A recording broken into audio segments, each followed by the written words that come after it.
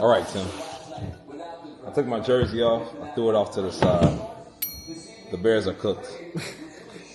Looking back at the draft, you can even look at your phone. What are your thoughts? Give the Bears a grade. C. Now, you say C. Why C, though? They got a playmaker, but you have to look at the Bears' offense. So you have DJ Moore, you have Rome, you have Cole Kmet, and now you have this guy. So we basically spent a 10th overall pick on a fourth option offense. Does that make sense? I'll put the jersey back on just to save face. I think that's what I'm kind of debating right now. Fourth option, it's not like we're getting Genty and he's going to get the ball 300 times. So I don't know what Ben Johnson's thinking. A 10th overall pick for some guy that gets 50 receptions a year, that's not going to be good for me. I think that for a lot of Bears fans, we can all agree with how you're feeling right now. This is a surprise. I'm not saying that it's a terrible pick, but it's not necessarily a favorable pick. It's a pick that I feel we could have got away with later on in the round, make some more picks. It's interesting looking at how the other team strategized and got some picks. I don't know what goes on in those war rooms, but to pick up a tight end that wasn't in the top 10 projections is showing us that we kind of got a little too excited. I think, you know what, though?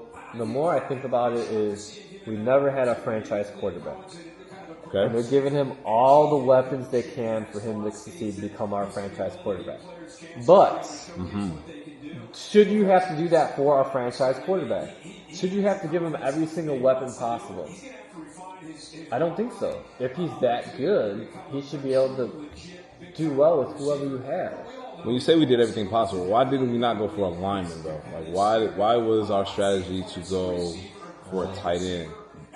I think they think their line is solid. Okay. All the rumors I hear is that the new coaches love Braxton Jones. The new coaches love Kurion, our rookie from last year. And they're happy with what we have in them right now. And I think that at that pick, they felt they didn't need to get a lineman. They were just going to get the best skilled player. And I don't know. I guess that's who they got, but I guess we'll find out. I think the biggest thing, I'm not necessarily disappointed in the pick. I'm just disappointed that we had a top 10 pick, and that's the pick that we used. The Bears were not a playoff team last year. We weren't a tight end away. We did pick up some linemen over the free agency that should help us. But we're the playmakers on defense and offense from maybe a linebacker or a defensive lineman. A lot of D linemen went early, but only 2 tight ends went in the first round. And the Bears picked the first one that was not projected to be higher than the second one. So I know it looks hazy and it looks fuzzy right now, but hopefully the Bears can make it make sense. I think that the third round will be how we can truly evaluate this. Overall, it seems like the Bears got about a C, B minus at the highest. But not necessarily disappointed, but not happy at the same time. Yeah, I know. They just look at the playoff teams on what they picked. I mean, they picked players that they needed and not just the best available. I don't know, man. I feel like Poles gets set on somebody, and no matter what, like in draft day, he's going to take them. He did it with Rome, and I think I heard reports that he loved Coughlin or whatever the hell this guy's name is. I think it's Loveland. Is it Loveland? Cortland Loveland. Cortland Loveland. I don't know. It's a household name we got to get used to. So we're signing off for the 2025 NFL Draft, first round. Any last words, Tim? And he's wearing a Ricky Williams vintage, not thrifted jersey. So my prediction: Malik Neighbors has the most receptions next year. Okay, give us another prediction.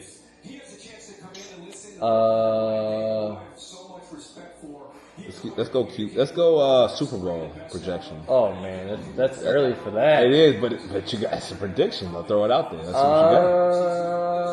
you got. Man, let's go NFC top 2 teams and AFC top 2 teams. NFC top 2 teams. I think Washington's coming back. I like Washington in the NFC Championship game again. Are the Eagles going back? No. Super Bowl hangover. Okay. So then who's the team? I can't say Detroit because losing those 2 coordinators, I know their head coach is awesome, but it's going to take a hit on them. I think... No, Bears aren't ready yet. Bears will make the playoffs, but I think they'll lose. Rams? No, I don't like the Rams. Ooh, that's a tough one, Giants? man. Are the Giants in this? No. This is a Super Bowl. This is Super Bowl. Maybe the Lions are still the second best team. Over Green Bay? Yeah. Jordan Love, I don't feel is the real deal. He throws too many interceptions during clutch moments. Arizona? No. Eagles. I'm sorry, Cowboys. No. Cowboys? Damn. Let's see what else we got. I mean, it might be the Lions. Vikings? No, J.J. McCarthy, we don't know if he's going to be healthy or not. Buccaneers? I don't know if their defense is good enough. 49ers? They are getting healthy, but they lost Debo. I don't know what that's going to do. So the projection is the Bears are going to play. It's going to be the Bears' schedule is nasty. It really is. But to be fair, though, when the Bears had a weak schedule, they played weak. So hopefully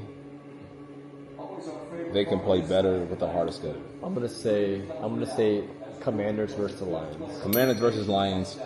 NFC Championship game, and then over and AFC. Bills. And I think it's going to be Bills versus the Ravens in the AFC Championship. I think the Bengals probably make it. If they get some more pieces on defense, it's a possibility. I think I'll go Bengals Chiefs. I don't know if the Bills. I don't know if the Bills have enough, man. They get there and then they just can't. They can't win the last one. They just can't win it. So, even getting an offensive lineman in the first round, have to get up to speed. Rookie deal. I just don't see what much changes for them. I don't know if they have any big signings for the offseason as far as receivers. James Cook did not report to optional. He wants the contract, and it begins. You know, he's a key piece on them on their momentum. If they don't want him to come back, they don't want to spend the bread. Yep. They got to figure out a way to make up for his production, and that saved Josh Allen a lot. So. Yep, I agree. Chiefs, Bengals for me. You have Bills, Ravens. Steelers make the playoffs? I don't know. Who's their quarterback? No, I'm going to say no. Even with Rodgers or Sanders, it's not going to happen. Well, we'll see how the predictions show up when the playoffs come. Until the next time, this is Tim from Logistics. Master Cheeze, we out.